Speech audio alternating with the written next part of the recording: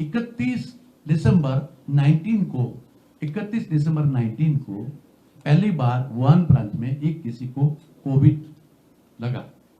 अब उसको क्या है, कौन सा वायरस है, सार्स 2 भी था तब तक। तो उसको देखते देखते, ट्राई करते करते, समझते समझते 11 फरवरी इंटरनेशनल वायरोलॉजी इंस्टीट्यूट ने, कॉन्फ्रेंस ने, सब वायरोलॉजिस्ट ने तय किया कि उसके जो स्पाइक है वो कोरोना या मुकुट जैसा दिखता है, इसलिए उसको नाम दिया गया कोविड-19। क्योंकि लास्ट डे ऑफ दिसंबर 19 को ये पहली बार देखा गया था। तो एक्चुअली 20 में आया, लेकिन दिखा गया, पहला पेशेंट था वुहान प्रांत का, वो 19 को लास्ट डे पे था। तो उन्होंने फिर नामकरण किया 11 फरवरी को, मतलब 2 महीने के बाद नामकरण हुआ। तब तो नाम ही नहीं पता था। तो हमारे शास्त्रों ने बोला कि विकारो नाम कुशलम न जिरियत कदाचनम। आपको नाम मालूम नहीं है तो चिंता मत करो। वो क्या करता है, वो क्या एक्शन करता है, बॉडी में फिजियोलॉजी क्या पैदा करता है, कैसे पैथोजेनेसिस पैदा करता है, फिजियोलॉजी कैसे बिगाड़ता है, वो देखो और फिर उसका नाम करना है तो करो।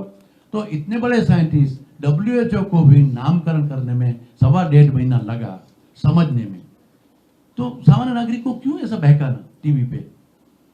तो महर्षि चरक ने बता दिया कि भाई ये तो अगर ये इनविजिबल फिल्ट्रेबल वायरस की व्याख्या है तो चरक ने बताया अव्यक्तो व्यक्त कर्माच। वो अव्यक्त है, दिखता नहीं है, अव्यक्त यानी नहीं दिखने वाला, लेकिन कर्मों के द्वारा व्यक्त होता है। जब गले में आ जाएगा, गले का स्वाद बदल जाएगा, मुंह का स्वाद बदल जाएगा, खांसी आने लगेगी, बुखार आएगा, लंग्स में जाएगा, तो ब्रेथलेसनेस होगा, तब आपको पता चलेगा कि कोई प्रॉब्लम है। तो ये वायरस को देखने वाली बात है ही नहीं, थी नहीं, करनी भी नहीं चाहिए। ये कौन कहता है? हमारे आचार्य कहते हैं।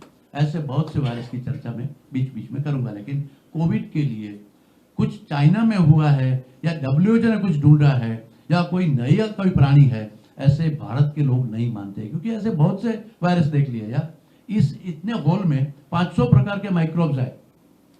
मुझे कुछ नहीं होगा, किसी को बुखार होगा, किसी को जुकाम होगा। अगर इम्यूनिटी कम है तो सबको होगा, और सबकी इम्यूनिटी ठीक है तो किसी को कुछ वायरस कुछ उखाड़ नहीं लेता, वो भाग गया। 1 लाख लोगों को डैमेज हुआ, 99 लाख, 1 करोड़ लोगों को कोरोना हुआ भारत में। तो 99 लाख को तो कुछ नहीं हुआ। तो जो हुआ उसकी चर्चा कम बाद में करेंगे, लेकिन जो नहीं हुआ कैसे नहीं हुआ? और अमेरिका क्या नहीं उसके पास, जब जमादार बन के बैठा है, साइंस है, टेक्नोलॉजी है, पावर है, पैसा है, डॉक्टर्स है। मर गए, हमसे ज्यादा लोग मर गए, हमसे कम आबादी है। हाथ क्या वो नहीं धोते थे? वो तो हाथ धो के पीछे पड़े थे हाथ धोने के लिए। ये हमको मत सिखाओ यार, कि भारत बहुत कॉन्फिडेंस से बोलेगा। तो पहली बात कि वायरस है या कोरोना है या कुछ भी है, मैं टेमीफ्लू की थोड़ी चर्चा करूंगा। ऐसे ऐसे हर 2-3 साल में आते रहेगा और ये चलता रहेगा। तो ये बता दिया चरक ने कि विविध रोग प्रादुर्भाव ऐसे प्रकार के कोई भी ऐसा होता है जो एक पूरे एरिया को पकड़ लेता है। पूरा एक जनपद यानी गांव, नगर, शहर, मोहल्ला, कस्बा, एरिया, टेरिटोरी, स्टेट, कंट्री, उसको नाम दिया है एपिडेमिक, पैंडेमिक, और उसने बताया जनपदोध्वंस, मारका। इसका वर्णन वेदों में भी है, पहले वो समझ लीजिए, न सिर्फ आयुर्वेद में, वेदों में भी वर्णन है। चरक संहिता विमान स्थान में उसका एक पूरा चैप्टर है कि ऐसे जनपदोध्वंस आते रहेंगे। अगर आप ठीक नहीं रहे, आपने हाथ नहीं धोया, पांव नहीं धोया, शरीर स्वच्छ नहीं किया, आपने खाना ठीक नहीं खाया, आपने कपड़ा ठीक नहीं पहना, तो आपको ये रोग होते रहेंगे, होते रहेंगे, होते रहेंगे। ऐसा हजारों साल पहले बताया था। और वो कोई उन्होंने बताया अभी का ये गात्र संसर्ग, प्रसंगात, फंक्शन में जाना, गात्र संसर्गात, उसने बताया ऐसा नहीं कि हाथ मिलाने से होता है, पांव मिलाएंगे तो भी होगा, ऐसा महर्षि सुश्रुत ने बताया। ऐसे आपने कोनिया छू गई, आप कोई भी गात्र को छुएंगे, और अगर वेदर ही इज इन्फेक्टेड और नॉट, वो मटेरियल है, अगर इन्फेक्टेड है उसका आपने पांव भी छू दिया, हाथ भी छू दिया। महर्षि सुश्रुत ने बताया हाथ लगाना, पांव लगाना, प्रसंगात, गात्र संसर्गात, वस्त्रानुलेपन, किसी का वस्त्र यूज करेंगे, आप किसी का टॉवेल यूज करेंगे, आप किसी का हैंडकरचीफ लेंगे, वही तो बात है ना आपको। फिर बताया सहसैया, आप एक साथ बेड शेयर करेंगे, बोलता है गंधम मालानुलेपन, किसी के गैजेट लेंगे, किसी की माला, किसी का कपड़ा, किसी की चौपड़ी, किसी का ब्यूटी प्रोडक्ट्स, आप कुछ किसी का भी यूज करेंगे जिसको इन्फेक्शन है तो वो इन्फेक्शन आपको लगने वाला है।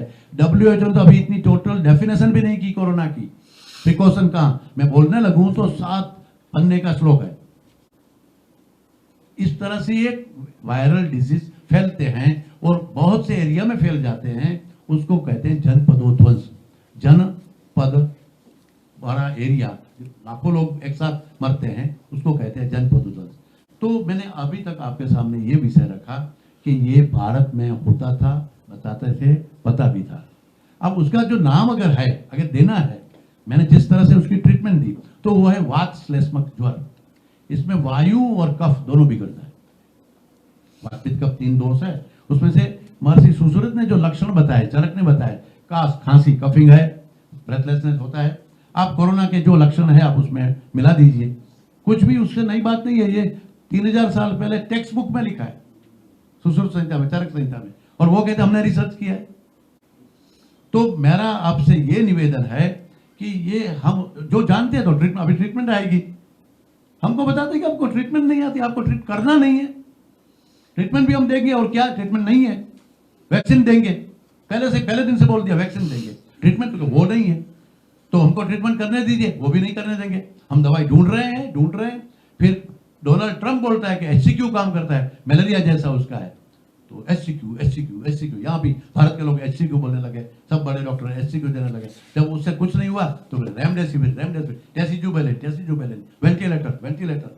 जो अमेरिका बोलता है, जो WHO बोलता है, जो साइंटिस्ट कुछ जानते हैं नहीं, इतने बड़े साइंटिस्ट को मैं बोलता हूं कुछ जानते नहीं।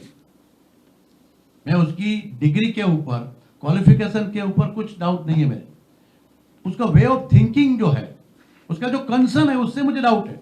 उससे मुझे न सिर्फ डाउट है, I am sure of their, जो उसका प्लान था, उसकी जो योजना है जो दिख रही है, जो खुलने वाला है, थोड़े समय में खुलने वाला है, हम खोलेंगे, हम बताएंगे, हम किसी से डरने वाले नहीं है।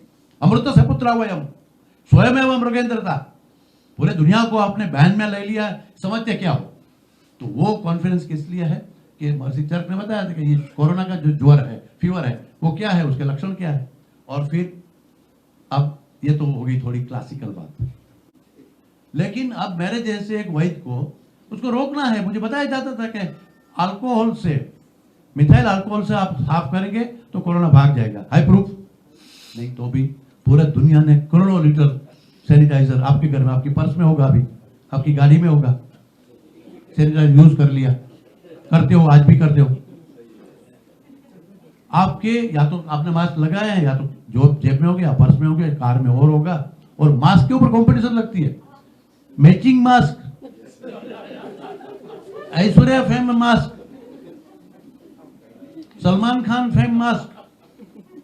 मैं मास्क का विरोधी नहीं हूं, मास्क के पीछे हुए छुपे हुए मास्कलेस फेस की बात है।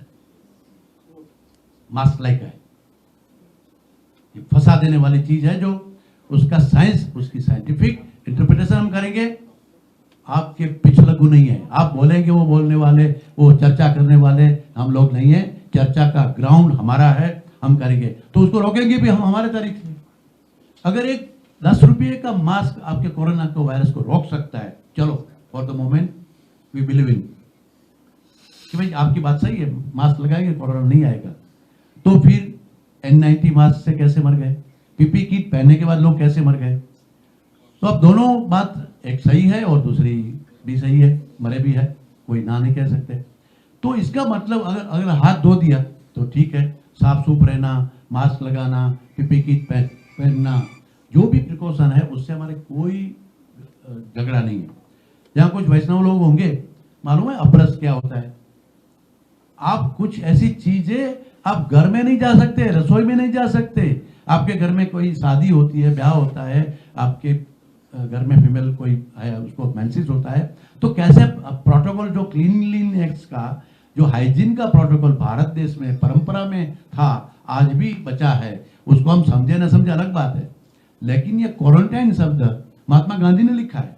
जब प्लेग हुआ था ना, महात्मा गांधी अफ्रीका से आ रहे थे, तो उस समय प्लेग हुआ था कलकत्ता में, तो पूरा 20 दिन उनकी शिप को क्वारंटाइन कर दिया था। तब गांधी जी ने लिखा ये तो सूतक है, कोई गुजराती लोग समझते होंगे सूतक, सूतक से क्वारंटाइन, महात्मा गांधी ने लिखा है उसके क्वारंटाइन के ऊपर, पूरा शिप को क्वारंटाइन कर दिया था कि शायद आएंगे तो होगा। ये पूरी हिस्ट्री है, उसके ऊपर बहुत मेहनत की, तब पता चला कि भाई ये अगर फिजिकल प्रोटेक्शन है, मास if it is true physical protection है, तो मुझे तो फिजियोलॉजिकल या बायोलॉजिकल प्रोटेक्शन करना पड़ेगा। मैंने शास्त्र ढूंढा, हमारे वैद्यों को मैंने पूछा, वैद्य तो डर गए थे। एक वैद्य ने ट्राई किया मुंबई में, क्यों डर गए मैं आपको बताऊं। एक वैद्य एमडी था, हमारा स्टूडेंट था, होनहार था, होशियार था, अच्छा प्रैक्टिसिंग पर्सन था। उन्होंने बोला कि मैं कोरोना का ट्रीटमेंट करूंगा, करता हूं, कर सकता हूं। उसको जेल में डाल दिया। आयुर्वेद से कोरोना ट्रीट नहीं होगा। क्यों नहीं होगा? WHO को मालूम नहीं, अमेरिका को मालूम नहीं। हमने पूछा आपको आयुर्वेद के बारे में मालूम है? ना, वो मालूम नहीं। तो फिर आयुर्वेद को कोरोना के बारे में मालूम नहीं, वो आप कैसे बोल सकते हैं? लेकिन उसको जेल में डाल दिया। 75,000 को पिटिशन करना पड़ा। 75,000 जब सिग्नेचर हुई तब उसको, और क्योंकि पैंडेमिक एक्ट लगा दिया, 4 अप्रैल को भारत की पार्लियामेंट में, लास्ट ईयर 20 में, उस दिन पार्लियामेंट में एक्ट लगा। किसकी इन्फ्लुएंस होगी पता नहीं, जिसकी भी होगी। कोरोना कितना प्रभावी है वो देखिए। मैं तो कोई आदमी के ऊपर नहीं डालता हूं, कोरोना कितना प्रभावी है। जिसने पैंडेमिक एक्ट लगा दिया, पैंडेमिक एक्ट में आप कुछ नहीं कर सकते। फिर दूसरा, उसे दिन दूसरा लगाया डिजास्टर एक्ट। तो पार्लियामेंट ने 2 एक्ट हमारी गवर्नमेंट ने पास किया कि आप कोरोना के बारे में कुछ बोल नहीं सकते। अगर बोलेंगे तो वो अफवाह गिनी जाएगी, आपको नॉन अवेलेबल जेल होगी। और मेरे एक आयुर्वेदाचार्य को जेल हो गई।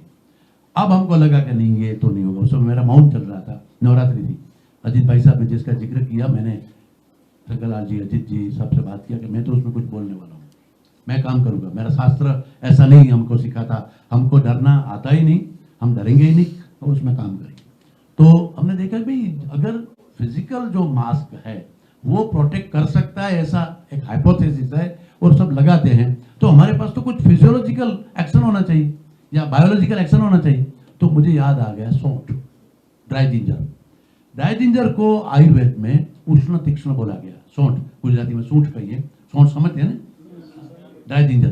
तो ड्राई जिंजर का जो है वो बताते हैं, उसके बारे में जो भाव प्रकाश ने ऋषि ने लिखा है कि जिह्वा कंठ विशोधनम, उष्णम तीक्ष्णम जिह्वा कंठ विशोधनम, नेजोफेरिंक्स और एरोफेरिंक्स एरिया को क्लीन करता है। रुच्यम दीपनम पाचनम, पचाता है, भूख लगाता है, कफ दूर करता है, रुचि उत्पन्न करता है। और कंठ नेजोफेरिंक्स और आपको बताऊं मैं उसकी एनाटॉमी, ये हमने फ्लायर बनाया था, एक चुटकी सूट कैसे करता है। ये पूरा रेस्पिरेटरी ट्रैक है, जहां से नाक से वायरस आता है। वायरस इधर है तब तक कुछ नहीं करेगा। देखिए मेरे चिक के ऊपर है ना, कुछ नहीं कर पाता। लेकिन ये अगर इधर गया और मेरा नेजोफेरिंक्स एरिया में, मतलब नाक में, गुजराती में जिसको हम शैडो बोलते हैं, म्यूकस बोलते हैं, लीड, नाक में से जो म्यूकस निकलता है, वो अगर उसको मिल गया, उस वायरस को, वायरस इधर पड़ा है, सरफेस पे है, बुक पे है, पेपर पे है, इसमें है, इवन मेरे हाथ में है, तब तक कुछ नहीं होगा। ये हाथ इधर जाएगा और वो जो उसका म्यूकस है, जिसका प्रोटीन है, उसको पकड़ेगा, तो फिर उसका डीएनए से वो मैच कर लेगा, क्लोन कर लेगा, और फिर उसी प्रोटीन से वो डबल मल्टीप्लाई होगा। और वो 3 दिन तक रहता है यहाँ नेसोफेरिंक्स एरिया में, जो आप देख रहे हैं। और दूसरा है ओरोफेरिंक्स एरिया। तो 2 एरिया में वो रहता है और वो वहां से हमारा स्वाद बिगाड़ने लगता है। कुछ सर्दी होती है, जुकाम होता है, खांसी होती है, तब तक वो उसकी बहुत ज्यादा इंपैक्ट भी नहीं होती। बहुत लोगों का ऐसा होके पूरा हो गया, लाखों लोगों का निकल गया। लेकिन 3 दिन के बाद उसी प्रोटीन से लेते हुए फिर वो ग्रो होते होते अगर लंग्स में गया तो प्रॉब्लम है, तो बड़ा प्रॉब्लम। जो आज जिस पेशेंट को दिक्कत हुई, जिसको वेंटिलेटर पर जाना पड़ा या जिसको समस्या हुई, ये इसके 3 दिन तक के बाद की बात है। तो आपको तो मालूम नहीं 3 दिन आ गया होगा, पता नहीं, लाखों लोगों को आ गया। लेकिन उस 3 दिन के दौरान मुझे क्या करना है, वो मुझे वो देखना है। तो हमने एक चुटकी सूंठ इतना ऐसा बंद करके दूसरे लिया, तो उष्ण तीक्ष्ण गुण की वजह से वहां का ब्लड सर्कुलेशन बढ़ेगा, छींक आएगी, आंख से पानी निकलेगा, पूरा जो साइनस तक का एरिया है वो क्लीन हो जाएगा, ठीक है आएगी, और म्यूकस नीचे आने लगेगा। पूरा जो नेजल म्यूकस मेम्ब्रेन वहाँ एपिथेलियल टिश्यू नहीं है, तो सीधा इम्पैक्ट कैवर्नस प्लेक्सिस तक 7 ऑर्गन है, आंख का, कान का, वहां तक वो क्लीन कर देगा। सुबह करना, शाम को करना। और अगर ओरोफेरिंक्स एरिया थोड़ा अलग है, थोड़ा फिर तो एक हो जाता है। तो भोजन के बाद सबसे ज्यादा कफ होता है। आप खाना खा लीजिए, थोड़ा कफ प्रोड्यूस हो गए, थूकना पड़ेगा, मुंह साफ करना पड़ेगा। तो लंच के बाद और डिनर के बाद 2 बार 1 चम्मच 1/4 टीस्पून 1 ग्राम सौंठ मुंह में जीभ में रखना, मुंह बंद कर देना, तो प्रोफ्यूज सलाइवेशन आएगा। सलाइवरी ग्लैंड, पैरोटिड ग्लैंड, वहाँ जो ग्लैंड है वो सलाइवा निकालेगा, बहुत मुंह तीखा लगेगा, पानी भर जाएगा। लेकिन अगर वहाँ कोई भी माइक्रोब्स है, कोरोना होगा या कोई भी होगा, तो वो उसमें डाइल्यूट हो जाएगा, मर जाएगा। और वो जो सौंठ है वो निकल जाना है, अगर वायरस है तो भी ले जाना है अंदर, क्योंकि वो पाचन करेगा, वो कफ बंद करेगा, बाकी भी अगर कुछ कोई प्रॉब्लम है तो भी ठीक करेगा। बस इतना सा फॉर्मूला, और उसको कहते हैं प्रतिमर्श नस्य। ये एक मैं पंचकर्म का वहाँ एचओडी था, पंचकर्म में ऊपर बहुत बड़ा काम हुआ है। वो ये नस्य कर्म, प्रदमन नस्य, प्रतिमर्श प्रदमन नस्य, जो एक बार से ज्यादा करना होता है, डेली करना होता है, फिजियोलॉजी के साथ, दिनचर्या के साथ डेली रूटीन में लाना है, ऐसी प्रोसीजर को प्रतिमर्श कहते हैं। तो प्रतिमर्श प्रदमन नस्य ये प्रोसीजर, ये मैं आपको उसका एविडेंस दे